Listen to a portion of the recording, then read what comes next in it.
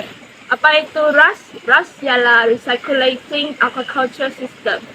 Dalam Melayu ialah sistem peredaran semula aquaculture.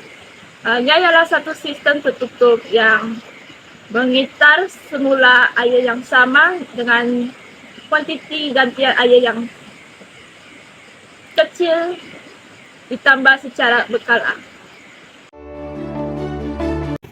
Antara fungsi sistem RAS adalah untuk membersihkan segala jenis tumbuhan yang terdapat di dasar tangki.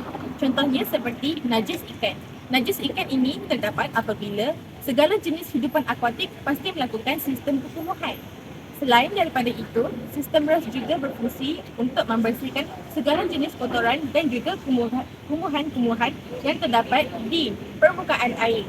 Contohnya seperti apabila kita memberikan pelet ataupun makanan ikan secara berlebihan.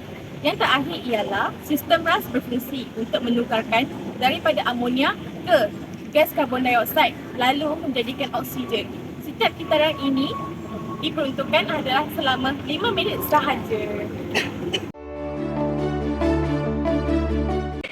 Pertama, tangki ikan. Tangki ikan ini adalah tangki kultur besar di mana ikan-ikan akan diternak di dalamnya. Sisa buangan air daripada tangki ini mengandungi sisa makanan ikan yang siap dimakan. Kedua, pembuangan pepejal. Pepejal seperti contoh najis ikan dan sisa makanan ikan yang tidak dimakan tadi akan ditapis dengan menggunakan penapis mekanikal.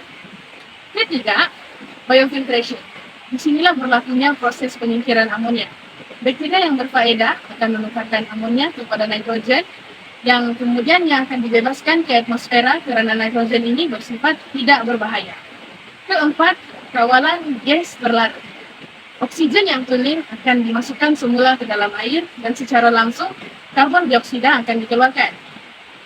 Air yang bersih kemudiannya akan dimasukkan kembali ke dalam tangki kultur tadi. Yang pertama adalah kecekapan penggunaan air. Sistem RAS ini menggunakan teknologi canggih untuk mengitar semula air dalam sistem ternakan. Ini mengurangkan keperluan penggunaan air dengan ketara. Dengan menggunakan air secara cekap, sistem RAS boleh mengurangkan kesan alam sekitar dan dapat mengekalkan kualiti air tangki ternakan. Yang kedua adalah penggunaan ruang yang efisien. Sistem RAS boleh dibina di pelbagai lokasi termasuk kawasan bandar dengan penduduk yang padat. Kebergantungan kepada sumber air semula jadi dapat dikurangkan dan penternakan boleh dilakukan lebih dekat dengan pasaran pengguna serta mengurangkan kos pengangkutan dan meningkatkan ketersediaan hasil yang segar. Dan yang terakhir adalah pengurangan kesan alam sekitar. Dengan mengurangkan penggunaan air dengan mengawal air sisa, sistem RAS boleh mengurangkan kesan negatif terhadap alam sekitar seperti pencemaran air, penggunaan air bawah tanah, dan kemerosotan habitat semula jadi. Pelaburan permulaan tinggi. Persediaan RAS memerlukan pelaburan awal yang setara dalam infrastruktur. Teknologi dan peralatan menjadikannya mahal untuk ditubuhkan.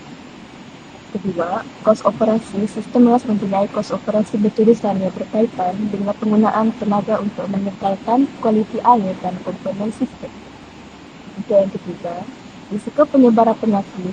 Keadaan berketimpatan tinggi dalam RAS boleh memudahkan penyebaran penyakit yang cepat dikenalkan organisme akuatik, memerlukan langkah biosecurity yang berwaspada. Antaranya ialah penapis mekanikal, di mana mereka menggunakan penapis drum.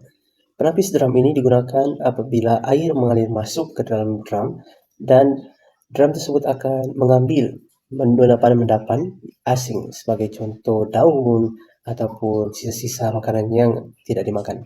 Seterusnya, penapis biologi, di mana dalam penapis biologi ini ia mengandungi bakteria-bakteria baik kepada ikan, sebagai contoh Microsomonas, Microbacter, dan Achromobacter. Bakteria-bakteria ini membantu dalam menstabilkan lagi air, sebagai contoh menukarkan amonia kepada bahan kimia yang tidak berbahaya kepada ikan.